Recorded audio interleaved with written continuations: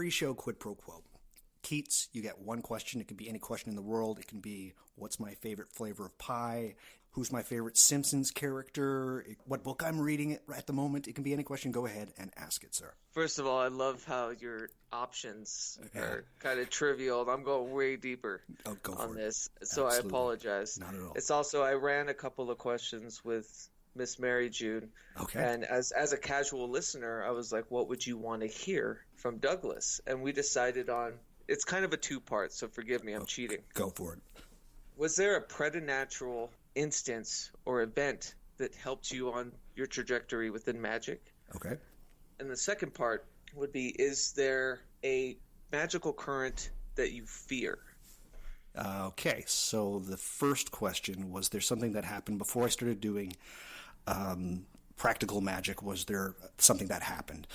There's a ton of instances. The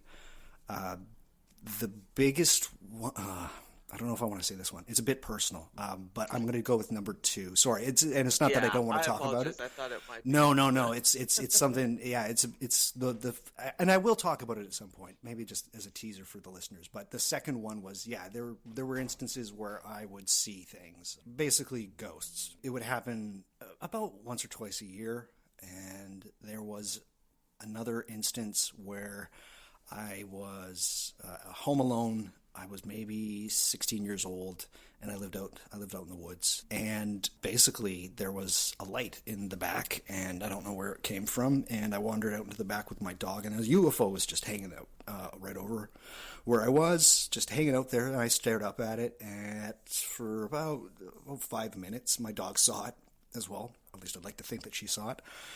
And then it just went away. So yeah, there's been all of what I talked about in the two-way mirror, my episode, the two-way mirror.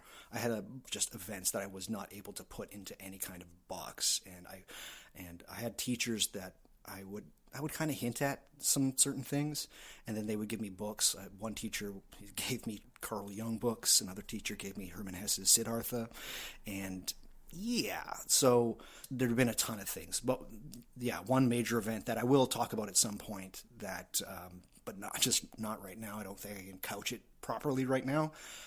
But yes, there are a whole bunch of things along the road to get to before I started to do my practical magic. The second question, sorry, you want to remind me about the second question? Is there a magical current? Oh, that I fear. I could be funny and say sex magic, but no.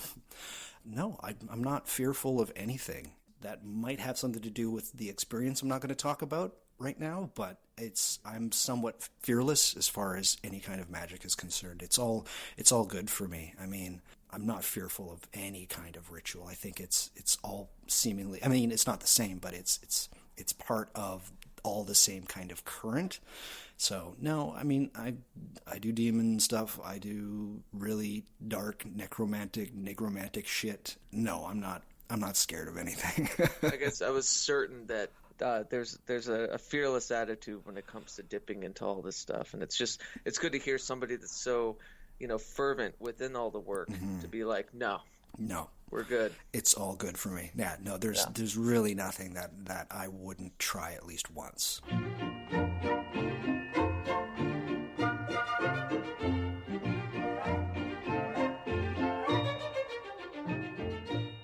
Hey everybody, welcome to What Magic Is This, a podcast that wonders if you even know what you want. My name is Douglas Batchelor, and in this podcast we're going to be talking about magic, the occult, the paranormal, the supernatural, the esoteric, and the weird. And if you've never listened to the podcast before, what happens is that I've got a guest.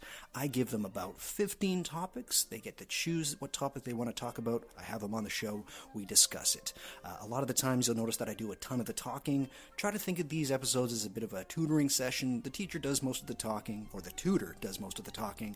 The student does some listening, but they'll jump in every once in a while. But in this episode, there's going to be a bit more of the back and forth for a good reason. My guest today is Keats. Keats Ross. I'm even going to give you a last name in this one. Normally my guests don't want to be on a magic podcast, so I just do the first name, but you're having none of that. Keats, we're out of the broom closet. We're out of the broom closet, exactly. Keats, how are you, buddy? Everything's good? So, I mean, yeah, everything's, strange, but I kind of enjoy it. How are you doing? I'm fantastic. Thank you so much for asking. There's a bit of snow here today, and last night was Lemuria for me, which is a huge thing.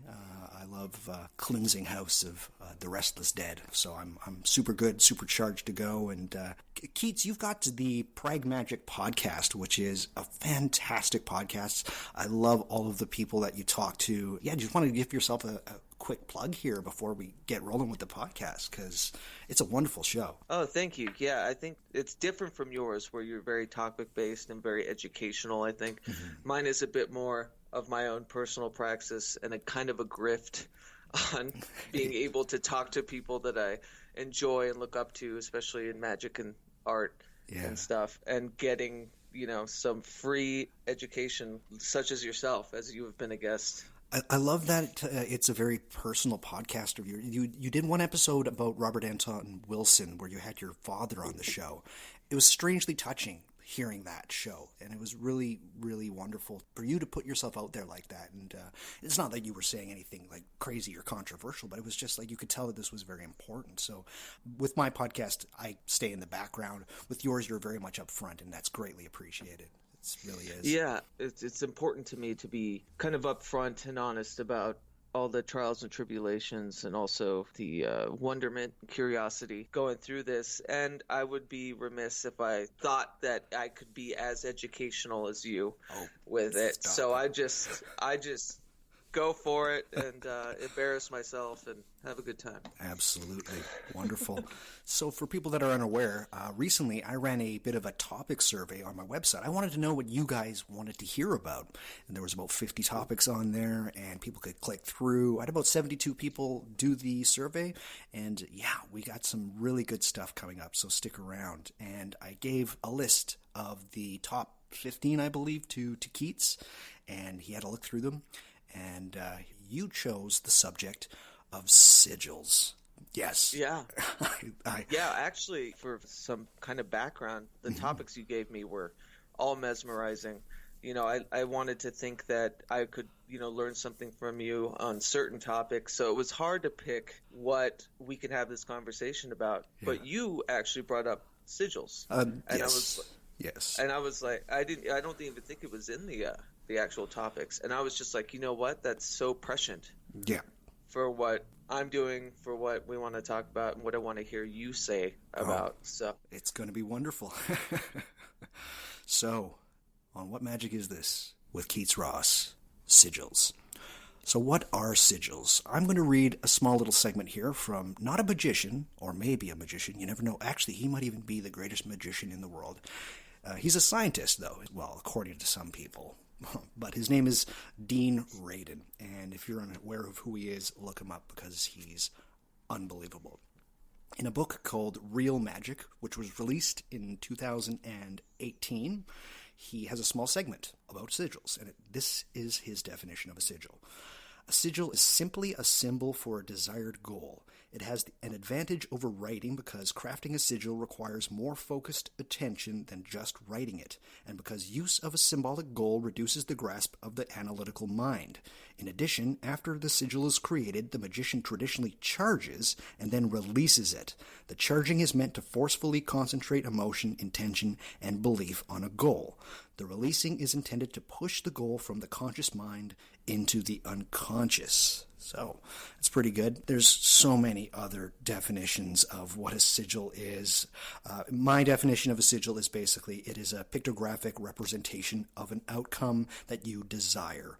Or as another magician, his name is Gordon White, basically calls them wish-granting squiggles, which I absolutely love.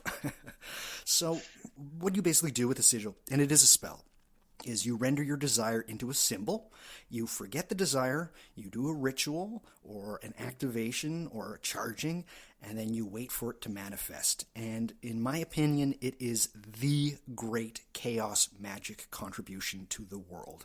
Nothing that they've done comes close to the influence of the sigils.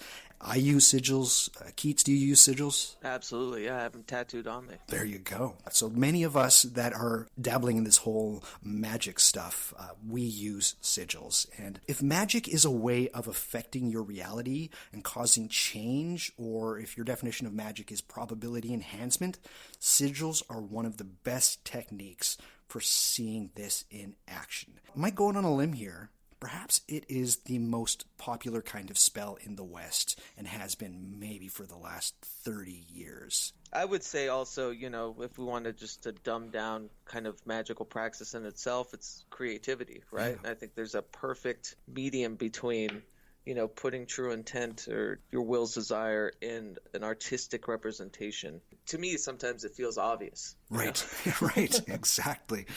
And the other thing that is wonderful about sigils is that they are an excellent vector to get into practical magic. They're so easy, well, seemingly so easy. We'll get into that in a little bit. It's a wonderful way of getting people started with magic. So how do you do it? I'm just going to give a really short Cole's notes here. First of all, you start with a statement, something, and this is an example that I'm going to use throughout the episode. So let's say my statement of something that I want to have happen in reality is discount or free food every time I eat out. All right. You write that down on a piece of paper. Again, there's other ways of doing this, but this is tried and true method. You write that on a paper. You get rid of all of the vowels in that sentence that you wrote down. You get rid of all of the repeating letters, and then you turn those into a symbol. You kind of simplify. The W looks a little bit like an M, and then you just start to change it, and you come up with something that looks somewhat pleasing to the mind. It looks primitive, or it looks... It's a badge. Yeah. But it has to look good to you. And then what you do is that because it's a desire, it's something that you want, a statement of desire, you have to forget about it. You have to try and put it out of your mind, which is tough. And then eventually what you do is you have to activate the sigil. So there's many ways of doing this. Sometimes it's a ritual. Sometimes it's other stuff. We'll talk about it. It doesn't matter. Eventually what happens is that then you either dispose of the sigil or something else happens, and then you wait. You wait, and then eventually it will come true. And if people are new to magic, they're coming at this for the first time, you might very well be like, what the fuck are you talking about? You draw a stupid little doodle and then you expect it to have real results in reality? Yes, that's exactly what it is. So, with that, we're going to go into a little bit of the history of the sigil. And where the hell do you think that we're going to start with sigils, Keith? Egypt. Oh, no, we got to go by way further than Egypt, way further. So let's start with what is probably like the first drawing that we know of, that we have archaeological cave drawings. Exactly. So cave drawings, that is evidence of what is called symbolic thinking. And some of the oldest cave paintings that we have in Southern Africa, they're from 50,000 BC. That is a long, long time. This is probably somewhat contemporaneous with the rise of what we consider consciousness. From there, Keats, yes, I say we go to Egypt. And we're going to go to the Greek magical papyri, or the Papyri Grece Magicae. If you have a copy of it, and you go to PGM segment XXXVI, have a look at some of the figures that are in the PGM. They look very, very curiously familiar. I'll just put it that way. And it's crazy when you look at this, but what you have is that you have words and figures blended. Now, this is not sigils proper. You can't say that this is sigil magic, but what you do have is the shape of sigils starting to come out there. And some people might be saying that I'm overstating my case. Am I overstating my case? I will fight you on this. We will have a black-handled knife fight if you want to come at me with this. But truly, I think that the PGM is about as far back as we can go for actually seeing sigil magic. Before the PGM was written, you also had a lot of the Hebrew alphabet, and they would make shapes from the Hebrew alphabet and whatnot. This was going on at the time, and it's still going on, truthfully. we have to understand that for a period of time, from the PGM up until from the 6th to like the 15th century, people were blending words and symbols. You see this a lot in Byzantium. You see this in Arab image magic and things like the pictographics with their talismans. You see this in the Hygromantia and certain technical Hermetic texts, things like Kyranides. Yes, eventually you get to the 16th century and you have a ton of grimoires coming out, books of magic. You have the Keys of Solomon, also called the claviculas. A lot of the pentagrams and the symbols within the, not all of them, but there's a few, they actually date back to a earlier text called the Sefer HaOtot. So that's something really interesting to look at. Of course, we have to make a pit stop with Agrippa, Heinrich Cornelius Agrippa. I've talked about him. There's an episode about him. He used Camillas. I don't know if I'm pronouncing that correctly. Camillas, yeah. I don't care if I am. There you go. I mispronounce it too, yeah. Yeah, but basically squares of letters or numbers, and then you can start to fiddle with them and get strange. This is when Arab image magic starts to get blended into what is called natural magic, and I'll explain this again. Natural magic isn't like you're doing magic with the rivers or the streams.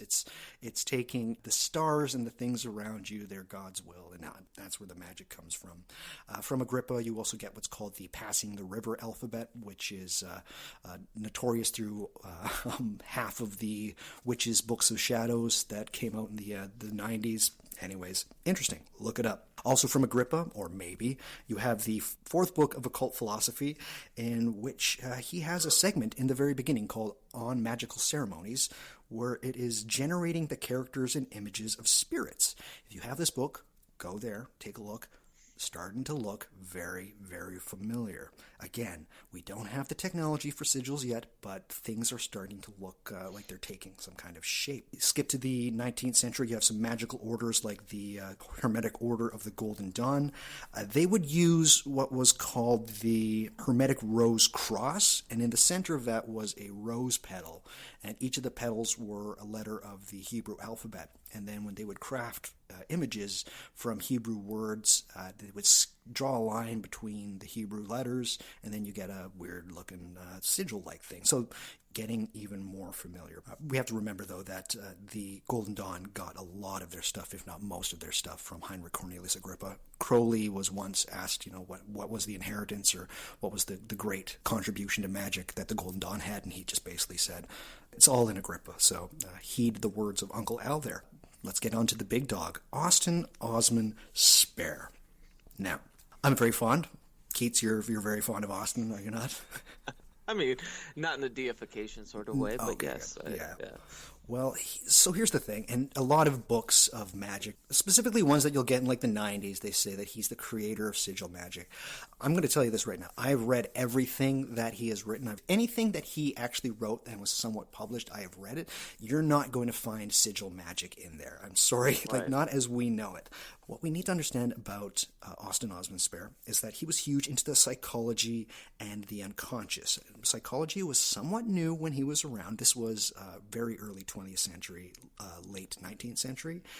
And he came up with what was called the alphabet of desire, which are incredibly interesting symbols. And this looks like proper sigils, but they were a way for him to try and talk with his unconscious or work with his unconscious, and they're very interesting looking. In one of his biographies, his biography basically by Phil Baker, somebody came to interview him and said, well, what are these things? And he said, this is my alphabet of desire. And he's like, oh, that's cool, what does this mean? And then he would tell him, and then, what does this symbol mean? And Spare would say, I don't know, I forgot, I have no idea what that symbol is. It's for my unconscious. Anyways, what we need to understand about Austin Spare is that he is not an idiot at all in any way, shape, or form. He is incredibly smart man, and he is an artistic genius in my estimation, and becomes more apparent as the years go by just how artistically gifted he was. Like, he was naturally talented. Even if he was not an occultist and I somehow stumbled onto his work, I still think he would be one of my favorite artists ever. His stuff is crazy good. It's really interesting. He was friends with a gentleman by the name of Kenneth Grant. There's going to be an episode about Kenneth Grant in the future. He kept the ideas and thoughts of Austin Spare alive after Austin passed away in the 50s. And there's a couple of segments in what he was writing about orgasm and strangely using jars to make things come true. Anyways, but through these writings, we hit at the 70s and we get chaos magic. Chaos Magic, going to get their own episode. Trust me, just wait. Chaos magicians, specifically in England, they were all about results-based magic. And they were really the first post-modern magical order. The order of the day was playing with belief and how belief can enhance magic, or was all belief-based. One of the books produced in the 70s was a book by Ray Sherwin called The Book of Results, but I don't think that the Sigils really hit their stride until 1987 and the publication of Liber Null by Peter Carroll. There's a segment there, just says Sigils. And it's only 3 paragraphs long, basically, and a diagram as to how to do them.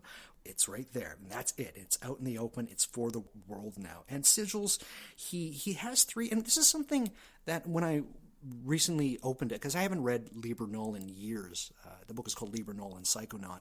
He doesn't just go through doing the whole sentence to symbol. He has the words, which is what I went through, but he also has starting from a picture already and then blending that picture down. And he also has mantrical, which is creating a mantra. And I forgot about that. And I don't see a lot of people doing stuff with that. Anyways. Sigil set chaos magicians apart, and in my opinion, they set them ahead of the pack. And until about 1995 was a good year for sigil magic, specifically with the release of Condensed Chaos by Phil Hine.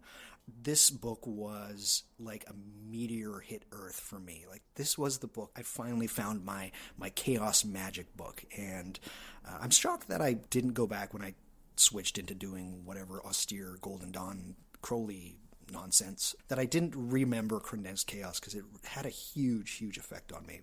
But you love Condensed Chaos as well, Keats, yeah? Oh yeah, absolutely. It's a fantastic book. Phil Hine, he followed me on Twitter and I felt complete. You had that thing too, right? I literally, when he followed me on Twitter, I was at work, and it's like I had to take I did have to take a moment. Like, isn't that funny? Yeah, it's I know how, like, what a passive interaction it might be for him, but it meant the world. It was like Genesis Peorage reposting some of the stuff I did on Facebook. It's like, I know it's not much for you, but this feels good. Yeah, man. So yeah, I literally had to excuse myself. I was like, excuse me.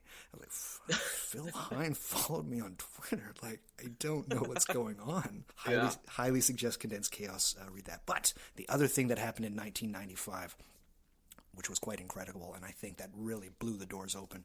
There was a Scottish gentleman by the name of Grant Morrison. He was a comic book writer.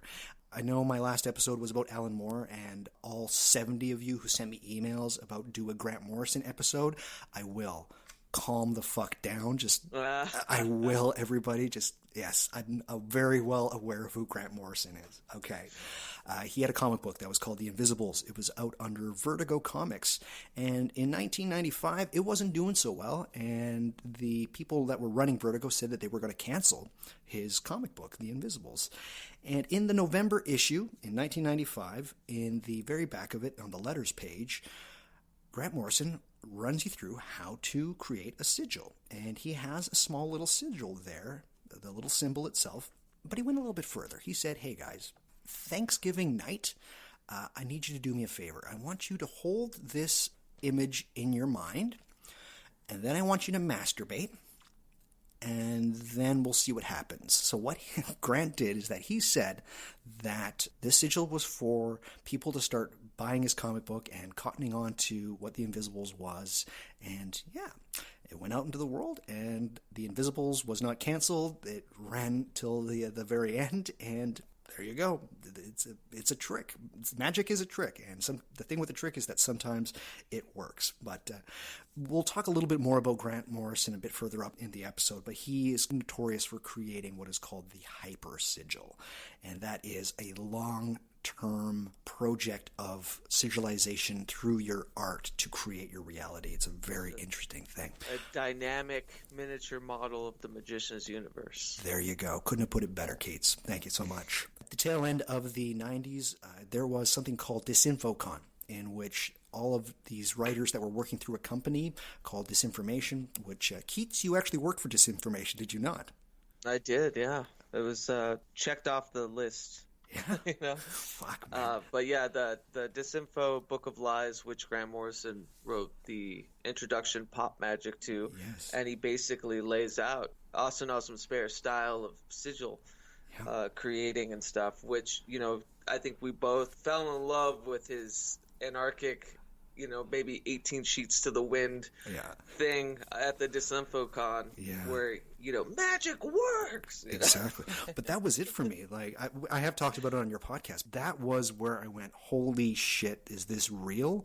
Can I write a goofy squiggle and change reality?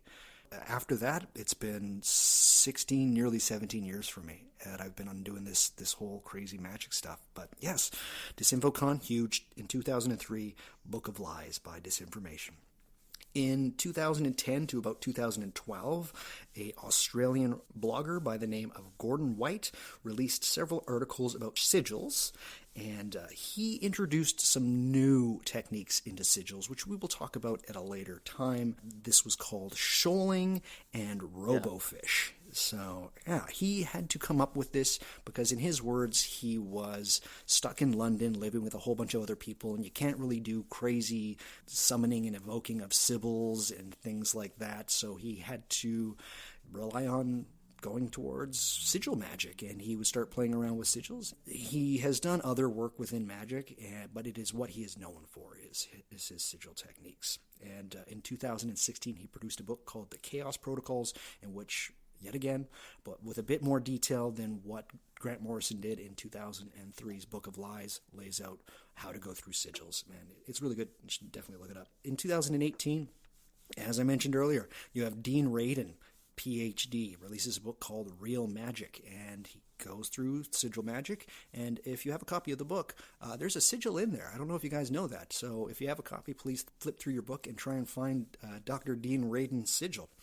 And that brings us to now. So they don't look like they're going away anytime soon, sigil magic. And I, for one, am fine with that. I'm doing it. Keats is doing it. Everybody and their cat is doing sigil magic. People are running sigil magic courses. This is indeed a great thing. And I don't know if you'd agree with me, Keats, but sigils are kind of one of those words or terms or phrase that even people that have almost no idea about practical occult magic, they know the word sigil. It tends to be people between the age of 30 and 40. Like they do know, oh, it's a sigil or something like that. So there was a prime 90s kind of movement. Yeah. I think disinformation had a lot to do with that. Obviously, you know, comic books and Phil Hine and all that. I can give you an anecdote, though, how interesting it is to me today. So, you know, my partner, Miss Mary June, she teaches these kind of interactive, magical, like artisanal classes for kids. Right. And she has been teaching them the way to break down, obviously without the masturbation part.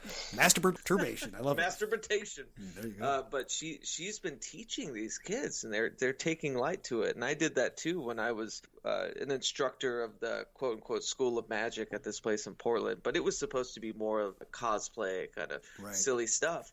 But there's more movement to like really teach these kids, you know, kind of fundamentals. And I think sigils are the perfect fundamental. Absolutely. I would agree. Yeah. I would definitely agree. So one might very well ask, how? Well, we don't really know at this point, but here we go. Symbolic thinking. I think people need to think a little bit more about symbols themselves. It's a very human attribute that we have. This very new science, there might be signs that some animals, such as octopus or octopi, and horses, actually, of all things, might have some capacity for symbolic thinking. And we have to understand, symbolic thinking is not tool making, okay? So like when people think that chimpanzees, they must be able to do it, it's like they use tools. There's still some very new studies being done as to whether or not they are capable of symbolic thinking. But symbolic thinking, very human. It probably likely came into effect around 100,000 years ago. We have small pieces of certain objects like shells and whatnot that have etches into them. And these would have most likely been made by Homo erectus. So that was like one of our precursors, basically. But yeah, give or take, we don't really know, but give or take 100,000 years ago. I want people to just sit with how extraordinary it is, symbolic thinking, that we can think about something that is not actually what it is, and it becomes that to us in our brains. And it is something that we take for granted in our brains or elsewhere. Just had to throw that in there. But I've come to the conclusion, and this is not some world-shattering, pretty much most magicians know this, symbolic thinking is magic, period. That is the initial magical impulse, is symbolic thinking. It's a universal language. Yeah. Correct. So symbolic thinking is magic, and it hints at a different, almost unseen world, basically. And one of my magical heroes is a gentleman by the name of R.A. Schwaller de Lubitsch, and he was big onto symbols. He loved ancient Egypt, and he spent a lot of his life in Egypt. He was also an alchemist. If you're going to pick up his books, they're a little bit hard to read, but stick with it. I suggest reading a biography called Alchemy first before tucking into his work. But he has this thing called symbolic, which is a very toothsome prospect, but it is very interesting. It's basically that the symbol isn't what you think it is. It is much more, and it probably means more than one thing than what you actually think it means. And I'm going to read here from Dr. Aaron Cheek. He's written a lot about Schwaller de Lubitsch, but he goes into symbolic in one of his essays. I will put it up in the show notes. Schwaller's concept of symbolic involves the perception of the eternal origin through the medium of transient phenomenon. Against conventional symbols, which are merely arbitrary associations, Schwaller defined a true symbol as the physical effect of a metaphysical cause. More than this, he defined the symbol as that which magically evokes, and thus expresses or manifests the metaphysical principle that created it. In every function, remarks Schwaller, there is that moment that cannot be situated in time that I call the present moment. It is this esoteric moment with which symbolic is concerned. At the root of this conception is the idea that every phenomenal thing is formed by a specification of energy into a perceptible form. This process of specification is described in terms of a will or seed, i.e. a specifier, that acts upon the unspecified energy or milieu in order to create the resulting form. The specifying power is frequently likened to a fire that coagulates, again he talks a lot about alchemy, an uninformed substance into the nature specified by the fire. All volumetric expression, i.e. all expression that gestates in time and space, originates for Schwaller from the interaction between the fire, will, or seed, and the substance upon which this fire acts. The result is a specified form of phenomenon, which is the living symbol of the metaphysical interaction that created it. Please, please, please rewind that, listen to it again, and read the essay that I'll have up on my show notes. There's a lot that's going on here. A lot. But the idea that there's a physical effect that then creates a metaphysical cause, could sigils themselves be metaphysical causes as a physical effect? So, much to ponder here.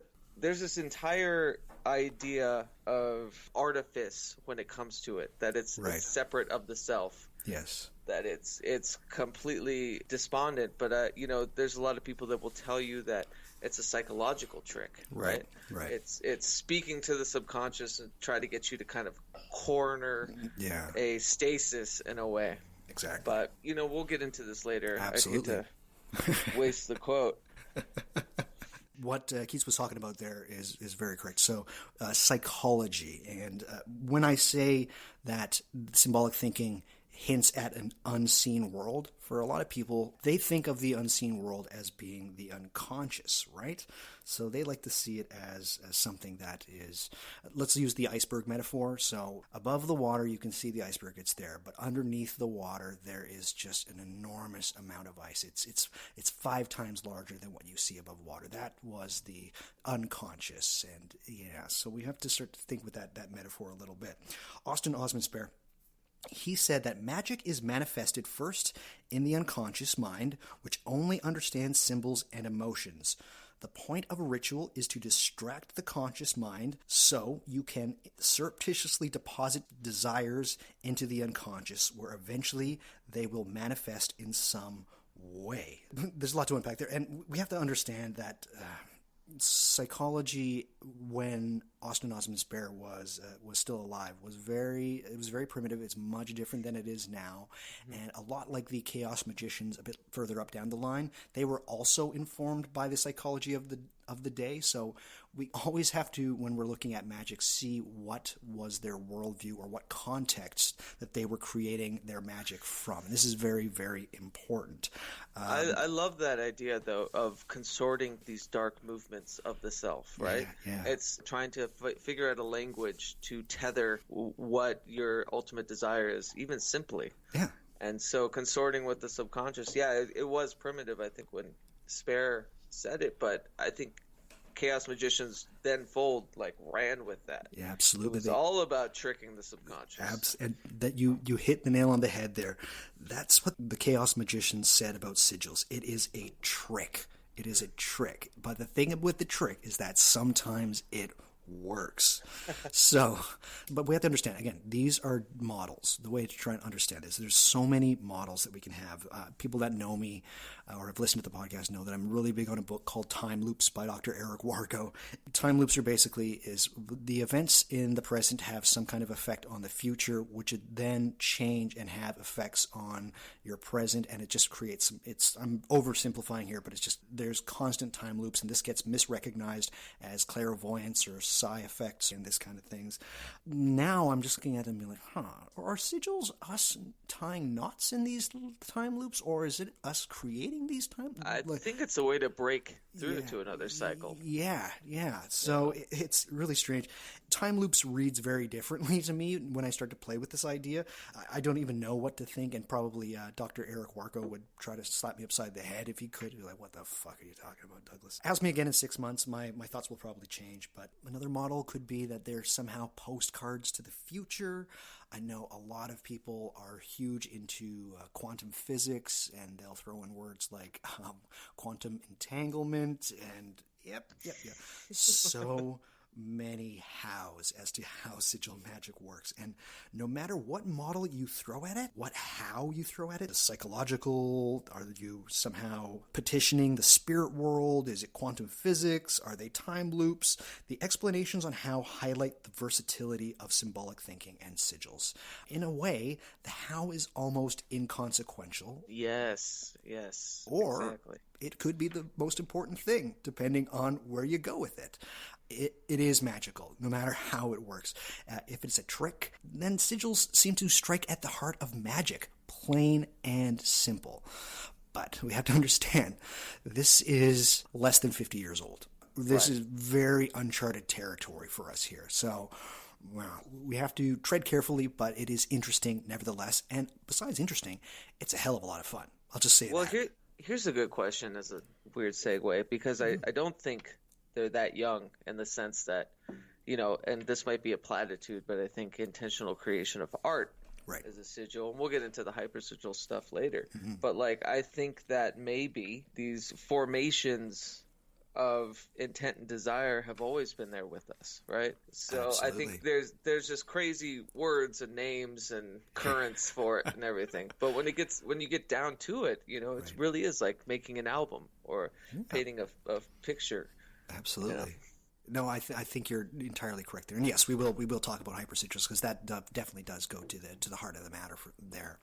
So what are some of the preferred techniques or the element of sigil creations? We're just going to break it down here a little bit more. So Of course, you can't start unless you have a statement and a desire. While raised in a culture of want, especially here in the West, most of us, we have no idea what desire is or what it is we actually want. And I'm not talking about I want a nice watch or I want that new TV. Desire is different than want. And what Sigil Magic does is that it really allows you to get to some kind of self-honesty with yourself. And the creation of the statement, in my opinion, is the hardest part. And for people that are new to magic or sigil creation, it really is hard. Of course, there's the small things that you want, but true desire is very different than plain want. What you should do when creating your statement and desire intent, they should be manageable yet still ambitious. And here's what I want people to think, especially if you're new to this. If you've got something big, like a career change or something like that, do not create your statement that I have this job or something like that. Think of it. It's out of bounds. Yeah. I think Gordon White says something like, don't attack walled cities kind of thing. So what you need to do for something big is that think of it as a Lego creation or a Lego castle that you've built. You want to sigilize for each one of those Lego blocks. And it seems like there's a lot of them, but you have to stick with it. So what are the blocks that you can use to build up to the thing that you really, really want? So think about it as breaking it down and finding statements for those small things. I want this new career.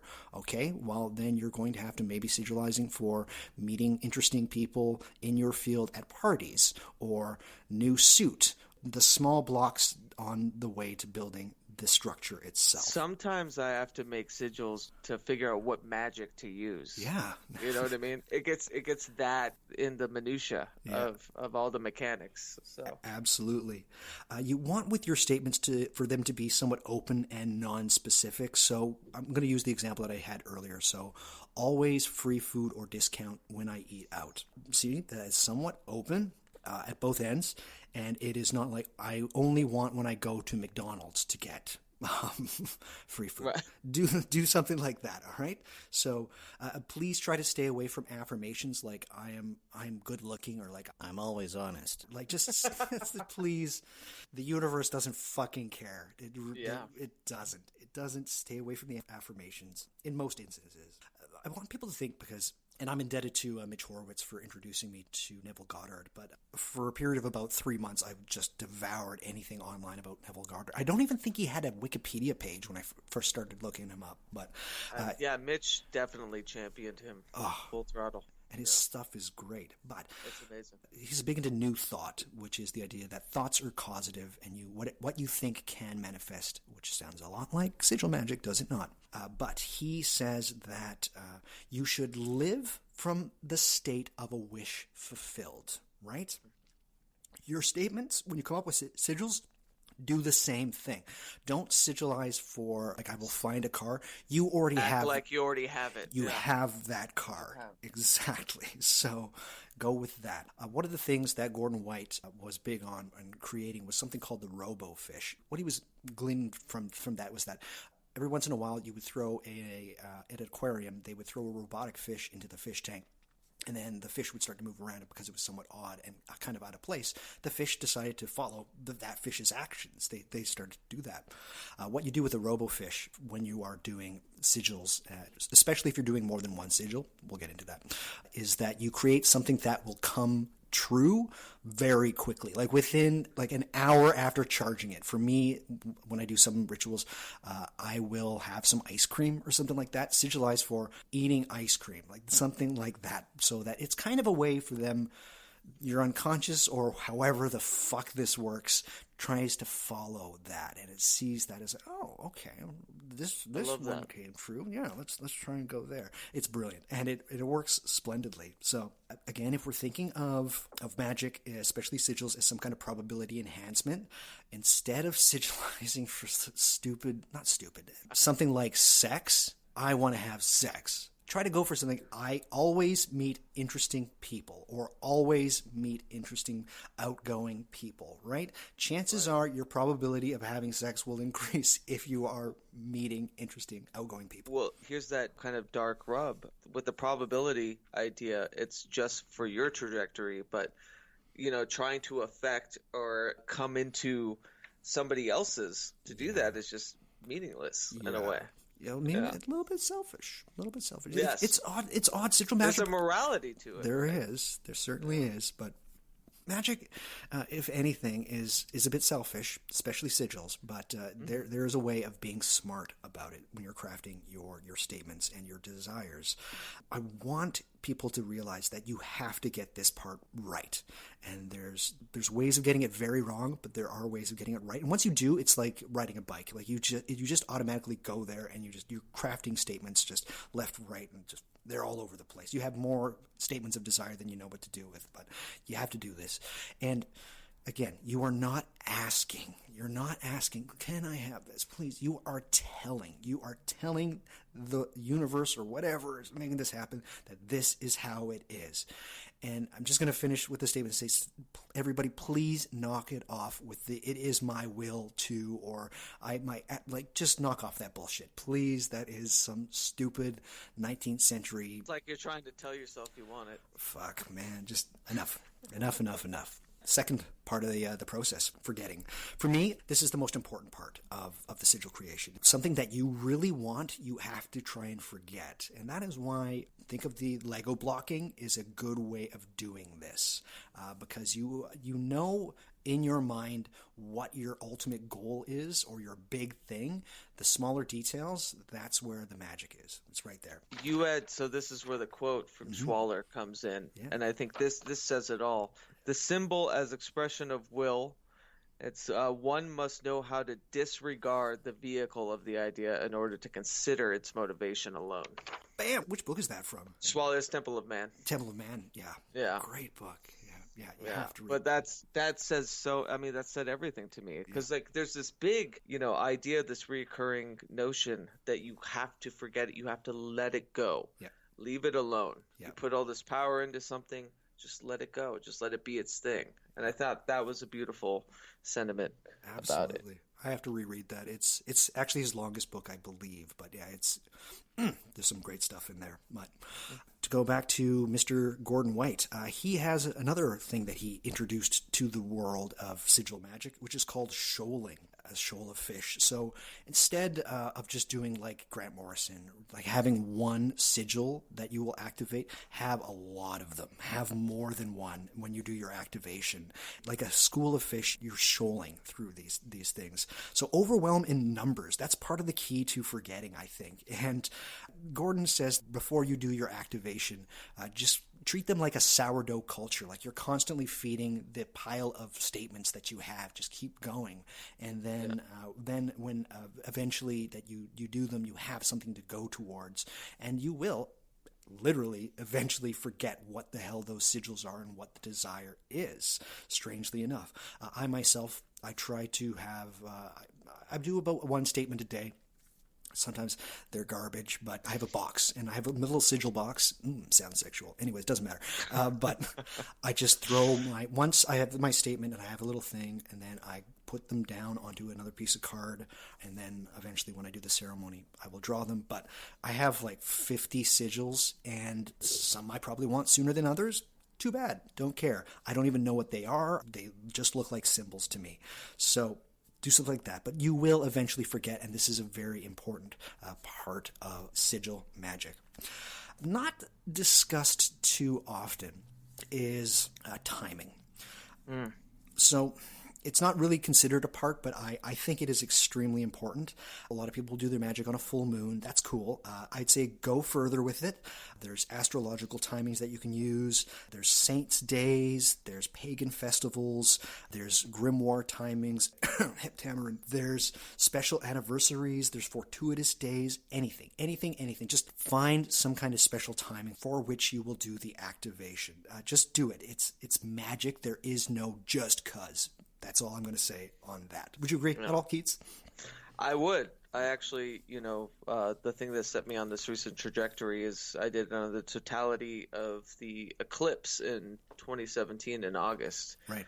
And part of the praxis was, making a sigil for what the coming days would be and every intent that I put into it. And then I would do, and I still do, it's different now. I kind of relinquished that sigil because it's, 3 years ago. So it has a cycle. But what I do is I make sure to, in my morning praxis, I draw the sigils on my hand so that they deteriorate through the day.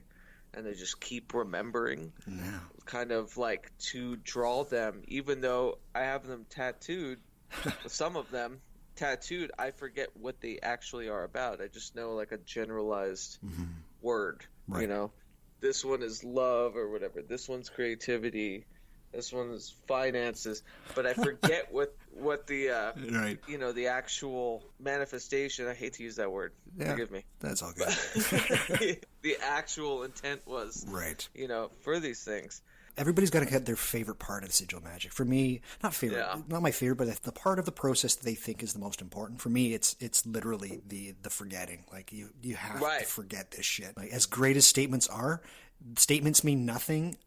Right. If you can't fucking forget about it. Years of drawing certain things or even new ones, I forget what they mean. Yep. I'm just the process of writing them on my hand, and I've talked about this in length, that I need some sort of ink that deteriorates during the day. And, I had a good friend tell me about, making temporary tattoos that would just rub off. I like it. So it's a process, but I think that's the most important part. Yeah. And maybe this is part of belief or faith or some idea of just letting it work, that I'm not so concentrated on if it lasts, but I'm more concentrated on writing it in the first place. There you go. I like it. The other part of the process that we need to go through is the ceremony or the ritual for activation. There are so many different ways of doing this. There's the tried and true way. We'll talk about it. But yes, it is known as activating. In Liber Nox, sorry, not Liber Nox, Liber Null. Apologies. No. Yeah. There's trance, there's orgasm, there's elation. Pete Carroll said that in times of great fear, anger, embarrassment, intense frustration, or disappointment. For me, I think that a bit of ceremony is in order, especially because with shoaling is that once you do the activation process, you have about 6 to 10 of the sigils that you will go through to activate at one time. I was kind of doing something, it's not like I thought of it first, but I was kind of doing something like that. I would do 5 sigils at a time, but you have a group of these sigils, a shoal of these sigils. You should do a bit of a ceremony for them. So with the ceremony, it is Liberty Hall. It really is. But I say should be a little bit smart about it. And if you are playing in or with traditions, please be respectful of them. Of course, everybody knows what magic interests me. The Greek magical papyri. I do a lot of saint work, specifically, especially with sigils. I will do stuff with Cyprian, Saint Cyprian. A lot of grimoire. Some of my grimoire ceremonies have actually been the most fortuitous. I'll just definitely say that. These are not devised for sigils. This magic was not devised for sigils, but with careful planning, they can become nearly perfect. And I think for me, my go-to, if it's not Cyprian, it's going to be PGM, rites and rituals, and I go with that. But I suggest it for everybody. Please try to think a bit more about what you were doing when you were activating them. It's not just that. You're kind of getting yourself into the mood, right? And it's gnosis, right? There you go. But don't not make it a thing, right? Please, with the activation, it is a process you need to go through. And more than that is, do you really want this shit to come true? Self-honesty is what sigilization is about. Do you want this? Great. Guess what? You're going to have to work for it. You're going to have to put a little bit of effort into it, right? Do that in the activation ceremony. And you'll know what feels right when you finally land on it. You really will. Go with that. If it moves, follow it. There you go. Last but not least, we have disposal. Now, Kenneth Grant said about Spare that Spare said, destroy the sigils, like right after the ceremony, just burn them. I say please don't, unless you feel that it is what you need to do, again, at Liberty Hall. To go back to Gordon White, again, because he shocked the game. He really did shock the sigil game. He came from an advertising background. It was his job. He was in advertising and marketing. there's a thing in advertising called low attention processing. And that is how they advertise to you just by having their logos for what they're trying to sell or their ads in areas that are of low attention. They're not specifically on billboards, but they just might be in the corner of a window, a shop window or something like that. So this is very important. So and I highly recommend this. I really, really do. My house is littered with low attention processing sigils after I've activated them. You just put your sigil in a place that you are not going to stare at them, but they're off in the background, and they just kind of stay there for a little while. They kind of cook. And if it is the psychological model that you're going to go off of, which is almost where I mostly land, my how is like psychology, spirit, time blending. Anyways, that's neither here nor there, but definitely have sigils. Once you've activated them, put them around the place, low attention, but eventually you probably should destroy them in some way. There's places to dispose of them. If you feel bad about littering, what I suggest is to burn them first and then go to the place you want to dispose of and then put the ashes there. You could also make a ceremony itself of the burning of the sigils. I remember one year I burnt my sigils on the day of Giordano Bruno being burned. There you go, and a lot of them worked. They were pretty good. I'm just going to put one small caveat here. If you're like me and you enjoy the darker part of magic, necromancy and nigromancy, and you want to use a graveyard as a disposal place of your sigils, I'm just going to say this, and I'm not going to get into details. Be very, very careful. And give an offering. Yeah. Besides, I've got a relationship with two very close cemeteries for where I live, and I've been going there for more than 6 years. I have a very special relationship with those places. Don't just think that you can dispose of a sigil and put it in somebody's freshly buried grave and do not do that shit. Please. Yeah. So let's talk about a couple of things to do with sigils, because there's really no other place to go for sigil magic, but there's definitely plenty to talk about. We have to start with the thing. The thing. Everybody knows the thing. Masturbation. So, sure. Some say to charge the sigil, hold it in your mind, you masturbate. At the point of orgasm, it somehow locks in your mind and then it goes into your unconscious, right? Okay. Here's what I'll say. My very first sigils, this is what I did. Yep, I went from... Oh, damn. Yeah, gives new meaning to pop magic, if you will. Yeah. But it's the easiest. I think it's that, or if you could do that with a runner's high, but come on, you can't really do that. I think climax orgasm was the easiest way to put it right in there. It does seem like a little bit of a waste of a wank for me. Just put it that way. It does work, but I will say for a time. Right. It works, but it is one of the things. Yes. Yes. The working for a time brings us to what is basically called the amateur effect. And this has been talked about by not just myself, but a lot of magicians. It's what happens when you are playing a game that you're not good at. It could be tennis. It could be you're playing pool. It could be you're playing darts. You've never played it before. You've played it very sparingly. And then you're playing against somebody who is very good at this game. You play this person and you win. You don't just win. You destroy the other person. You're like, wow, I'm really good at darts or at billiards. I'm fantastic at this. The next game you play, you're just as good. Wow, crazy, shocking. How is this possible? Your third game is terrible. You're thinking about it. It's bad. You said that is it. You're starting to get frustrated. Fuck this. I can't stand this. You tried it again and then again and again, and you're just as bad. You're terrible, and you just give up. This happens. This is what's going to happen to you. I'm just going to tell you right now. The efficacy of your first 5 to 20 sigils, most of them will come true. They will happen. After that, you have a cooling down period. You really, really do. And we could talk about the trickster effect, if you will, but of magic. But there is something really odd happening here. I just want to say, keep at it, everybody. You will get better. Things will work again.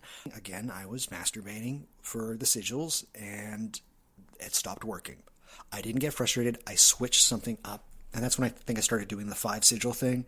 And I had a bit of ceremony to it. And it's like, oh, it's just right back to being effective again. And yeah. So. Well, I think like with anything, magic is an evolutionary process. I think it maybe has showed you, hey, this works. Keep at it. Yeah.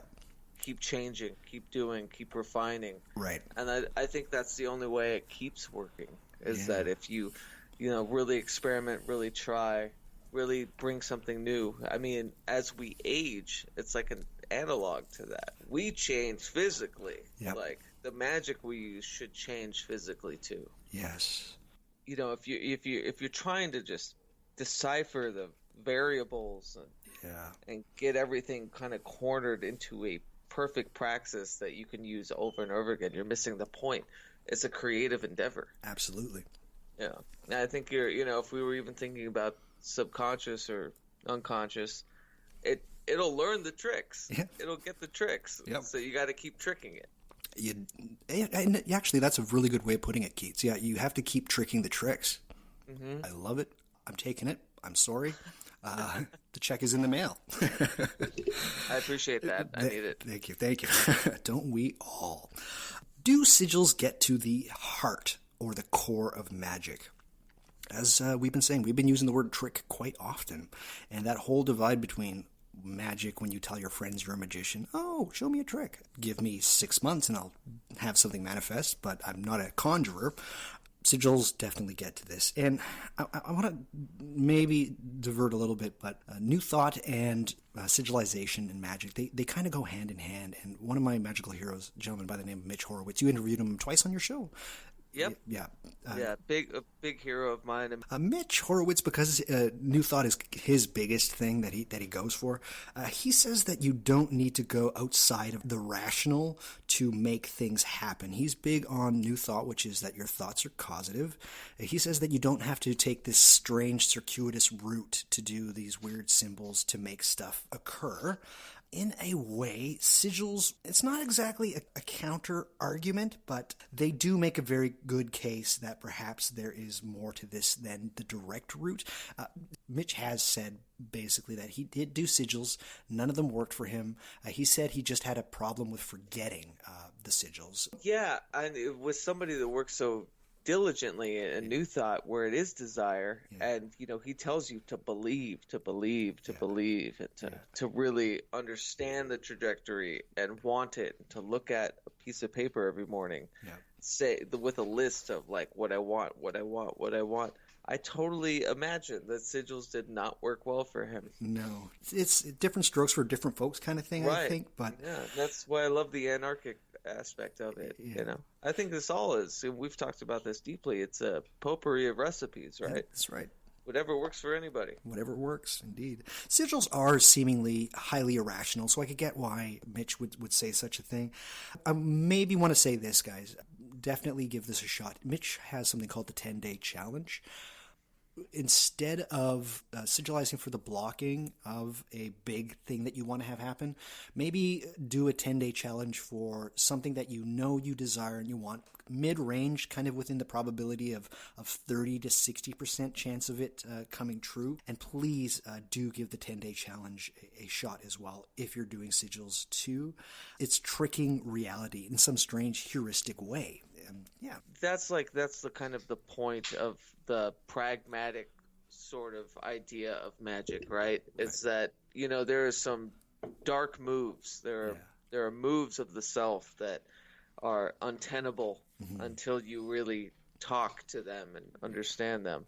That's why New Thought, or at least what Horowitz, is in Harvey is doing with New Thought, kind of reforming it, making an understanding that people that are dying or sick, it's not their fault. There's some outside bullshit. Yeah. It's never just one thing. Yeah, exactly. So. The first practical spells, should they be sigils? For me, it certainly was. I was 20, going on 21, just on the cusp of 21, and I was a virgin. I'll just couch that with the fact that I was a virgin. What was my first sigil spell?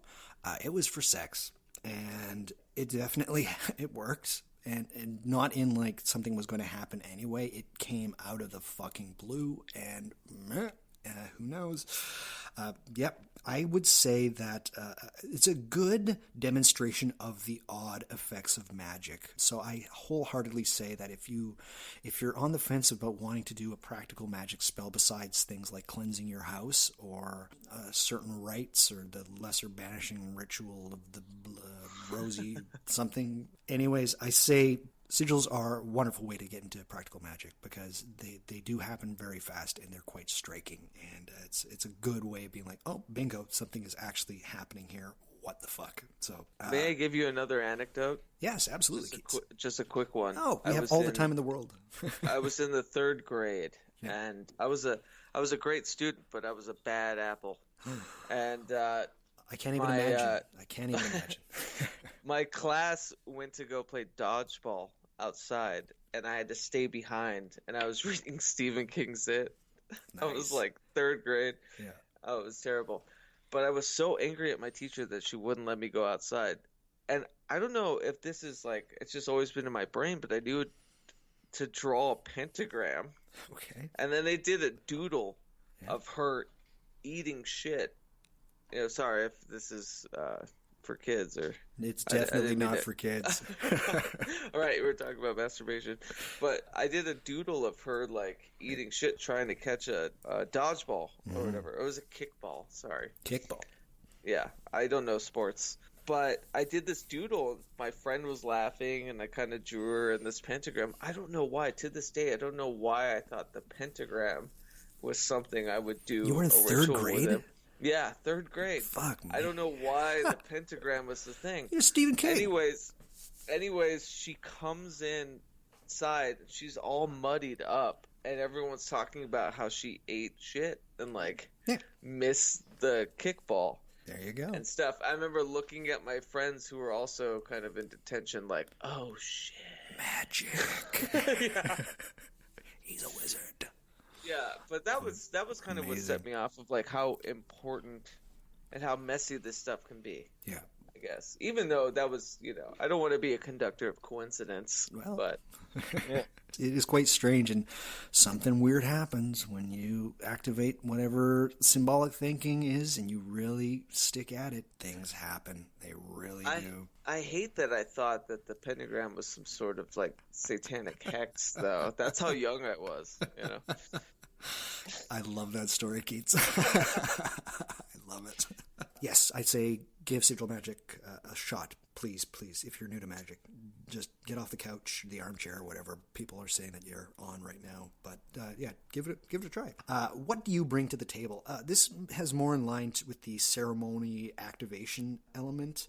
The things that interest you, you can bring that to the crafting of the sigil and the symbol itself. So what interests you? I know a lot of people love, I'm just going to say, the more hands-off side of magic, things like tarot cards and astrology. I'm not calling anybody out in any way, shape, or form. I use tarot cards. I use astrology. I'm not calling out, but it's a little less involved.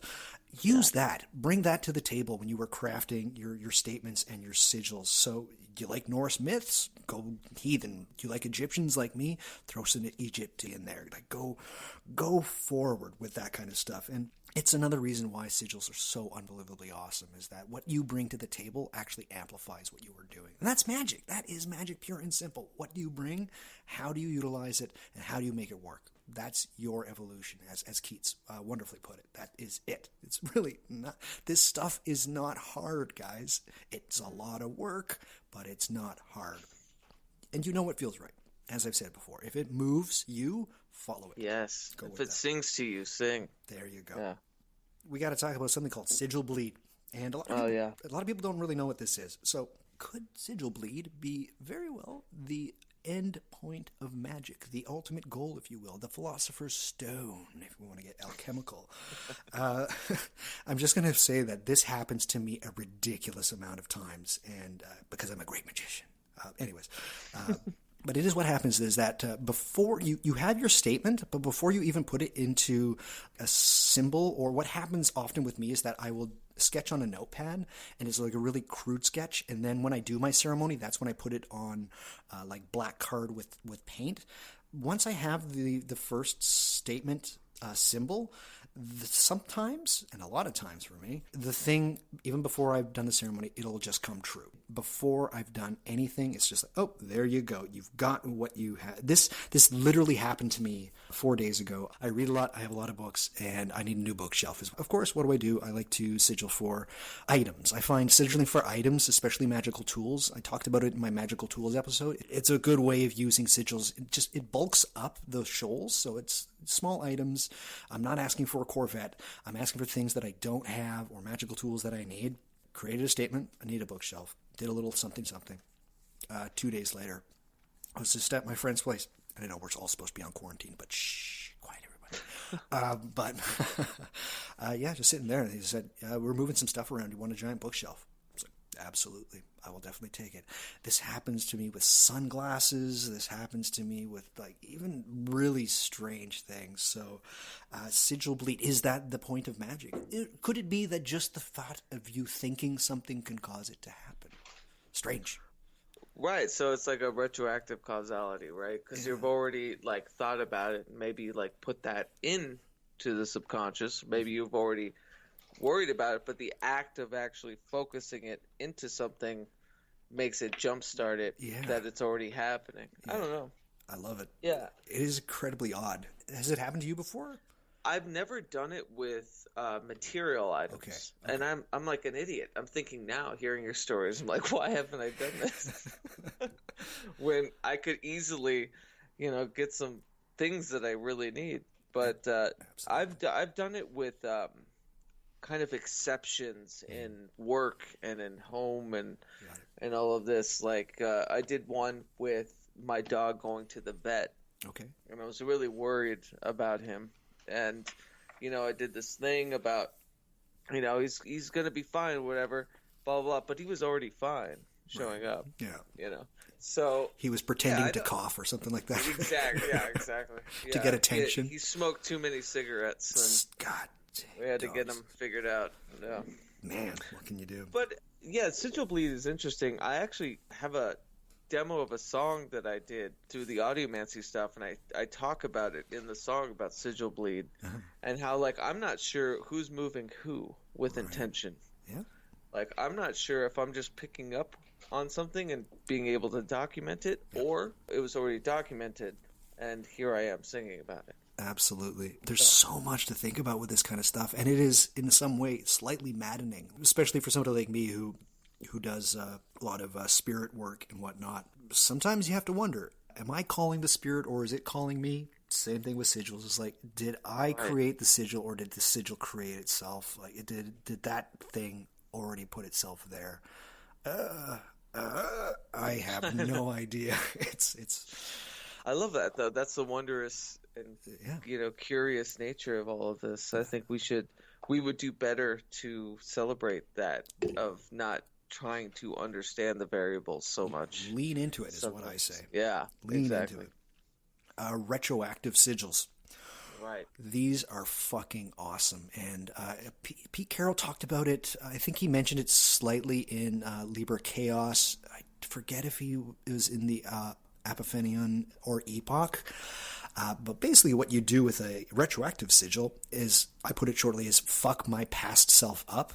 And it's interesting. So, and it's more evidence for the psychological model of sigilization. But what you're basically doing is that you are changing past something that has happened to you. Yeah, and it's really interesting to see the results of it. There's a couple of caveats that Pete Carroll says. It's like, don't do it for present circumstances. Like if you're having depression issues or anxiety issues, and then I'm going to retroactively sigil for that time when the bullies didn't bully me, and don't do that. Like, it really should be something that is not just for you gaining confidence, but something very odd happens, and I can't even fathom putting a finger on it, but it is very odd to do. Like some small, I'm trying to think of a good example. Like, I was a child actor. I did retroactively sigil for an audition that would have like changed my life that I didn't get. I did a retroactive sigil for that. And just seeing what happens to your brain, I guess, but it could be anything. What happens afterward is very interesting. It's very odd, and it's So didn't you carry with that I hate to use the term, but like the vibration of if that actually went down, you know what it felt like? Yeah, it was weird. Trying to think of the best way. It was like something had. This seems so trite and just obvious, but it's like a weight was lifted. It's like you don't need to carry that anymore, Douglas. Oh, it's the guilt one. Yeah. And I've found that specifically working with moments of shame, and it's very helpful. More evidence for that psychological model, but I highly suggest retroactive sigils. Have you ever done any retroactive sigils? I actually have not. No, and I knew about them, obviously, Pete Carroll and stuff, but like I always wondered. I have some bad, I have some red on my ledger, as it were, and I've always felt like bad apple. I heard from your teacher. Bad apple. You're a bad apple. But is it going back and kind of rectifying the memory of such, so you're comfortable with the memory of the idea, because you can't go back and rectify the experience, right? So it has to be maybe like your interaction with the memory of it. Yeah. I don't know. It's very odd. And I've only done retroactive sigilling for about 8 years. It's about half of my magical career so far, and it's very odd. And I do use retroactive sigils to, again, add to that sourdough. It's just more. Just keep doing more. Retroactive. Do anything. Explain to me, like, are you doing that to kind of help? Yeah, you said shame. I mean, that's a big buzzword for that. Is that, like, helping you move through it? I think retroactive sigils? I think so, yeah. In a way, yes. No, really. And I'm not a psychologist. But yeah, I love this idea. I really do. I love like getting your inner turmoil kind of centered for past stuff. I know. Yeah, I've never done this. I love this. It's worth giving a try, and specifically, because I know of situations where, especially with shame and guilt, things of guilt that have a great deal of effect in my life to this day. And like real, actual, like a 30-second thing happened where I did this, and I sigilized for that did not happen. And is it just me trying to make myself feel better?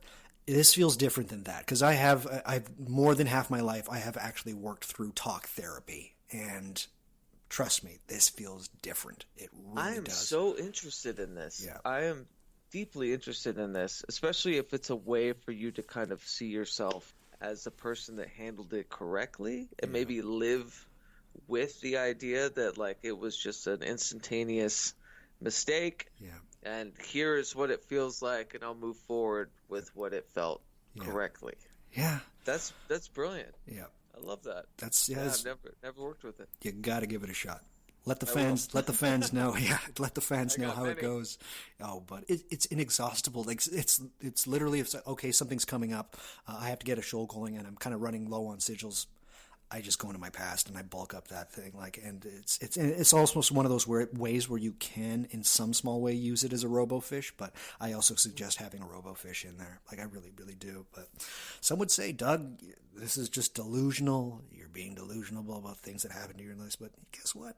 Sometimes a delusion is useful. We have to really understand this. And oftentimes, that shame is always at the forefront of your mind. Yeah. It's always there. Yeah. So if you can figure out a way to give it reverence, but also move on. Yeah. Because, there's, I think, a time limit on shame. Well, for some things, where you don't need it anymore. No. So move forward, but still give it reverence. I think that's a brilliant idea. I love this. Yep. No, and time heals all wounds, but sigils heal wounds too. I'll just put it that way. It's you can stick it on anything. It's like duct tape. It's the great magical duct tape. With the Alabama Chrome. There you go. I love it. I've never heard that before. Alabama Chrome. Yeah, it's in the South. It's anyone that puts duct tape on their car. Call it Alabama Chrome. It's great. That's amazing. I'm going to have to take a second. All right. Wow. I can't, to my mind, think of a situation where I've actually done this, but this seems to be your jam. And forgive me if I'm being presumptuous, but hypersigils. Can you explain to the people what hypersigils are? I guess it has to do with intention, right? It's hard to delineate or retroactively say that something is a sigil. I guess maybe if it wasn't intended to be. And I'm like up in arms about this. I'm not sure that's the case, but I know that going with Grant Morrison, the hypersigil is a dynamic miniature model of the magician's universe. Right. And so I see that in records. I see that in videos. I see that in pretty much artwork. Right. And I don't want to be a gatekeeper and say, well, if you weren't a practicing magician, you didn't have a hypersigil. Right. But I think there's something really important about maybe some intent in trying to reach a metaphysical idea, or you're using metaphysical tactics to do this thing. And so to me, hypersigils have been my entire trajectory within music and art and writing. Right. So I have a difficult time because I don't want to exclude anybody, but I also don't want to include. I see. Yeah. The biggest example of hypersigils was the guy who basically came up with the word was Grant Morrison, comic book writer.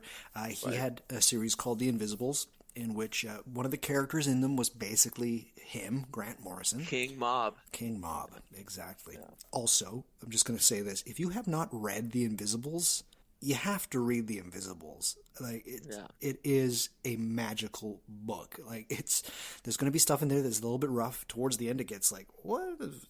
Okay, Grant. But it is a pure magic book. But Grant Morrison, he had himself as a character in there. He said, well, what if I start doing things? I don't have a girlfriend in real life. I'm going to create a girlfriend for the character that I am writing in my comic book. And then he started to notice that a lot of women would surround him that looked a lot like the character that he was trying to get the two characters to go through. So he said, this is interesting. So he turned his comic book into what is called a hypersigil, which is incredible stuff. Again, I haven't really done it, but there's another side to this. He started to write that his character King Mob had some really crazy shamanic illness. Yeah. And then that actually happened to Grant Morrison, where he became incredibly ill and he nearly died. Yeah. And so hypersigil is basically like a long form process where what you are creating in your fiction or in your art, it starts, you actively make it an activation ceremony as you are creating it to have it cause change in your life. And yeah. So if I can, I don't know, be blunt with maybe another anecdote. The last record that I made under Dakota Slim, Cactus Crown, was my process of wooing kind of the partner that I have now. Nice. And but not like just for that. It was being very intentional about heavy things and talking. I didn't think that it would win her over, but it was definitely about that process. Right.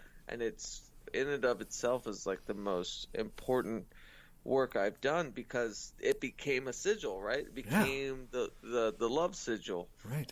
Or whatever for it. Yeah, it's very important to me, I think, when thinking about hypersigils, that there is some underlying desire, right? Right. There's some underlying intent of wanting to create or maybe change. I'll say change. Change.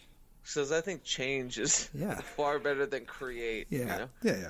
But something that you're speaking to the willows about, something you're screeching to the sirens about. Just please help, and you're doing it through music or art or whatever. Can I play devil's advocate for a second here? Sorry to hijack. Of course. Yeah. Isn't that just art done well? So I often argue with it, and I don't know what came first. My idea of treating art as sigils, I think there is a separate beast of thinking of intention, and this could be argued, but I think the intention is of making this sort of dynamic model of desire. Right. When people make great art, yeah, that's probably a sigil too, but I think there has to be, maybe there doesn't, I don't know, but for me there was a whole charged affect to what I was doing. No, I love it, and I do. And again, I was just playing devil's advocate. Right. But it's like, okay, so it's not just making an album about trying to woo somebody, Right? But it's just like you actively set out this. Well, I'll put it this way. So the cover of the album is, I started working with Santísimo Muerte. Nice. So the cover is my actual altar. Okay. And if you look at it, because of the candles that were going, it looked like a skull. It's so weird how everything worked out. But it had everything to do with every part made sense as this huge, overarching, artistic testament to something. Yeah. But, not to say that any concept record isn't a hypersigil, but I do believe that there was some metaphysics involved. Got it. When I was, we would hang out in the graveyard at Lone Fir Cemetery. Oh, my heart's breaking. No, that's awesome. No, seriously, that. But there she's was the one. Really, I was really just giving up to. Yeah. I love this. I'm just going to put myself through this and understand it and figure it out.